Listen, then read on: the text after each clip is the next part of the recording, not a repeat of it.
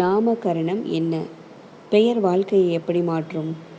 ஒரு பெயர் வெறும் அழைக்க மட்டும் பயன்படுத்தப்படுதுன்னு நினைக்கிறீங்களா?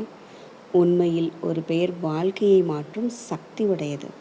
அதனால்தான் நாமகரண சம்ஸ்காரம் செய்யப்படுகிறது. வணக்கம். இன்று நாம் பார்க்க போகிறது நாமகரணம் என்றால் என்ன? குழந்தைக்கு பெயர் சூட்டும் முக்கிய சடங்கு. நாமகரணம்னா என்னன்னு சொன்னால், ஒரு குழந்தைக்கு பெயர் வைப்பது மட்டுமல்ல, அந்த குழந்தையின் ஐடென்டிட்டியை உருவாக்குவது. பொதுவாக 11வது நாள் அல்லது 21வது நாளில் செய்யப்படுகிறது. ஏன் இது முக்கியம்?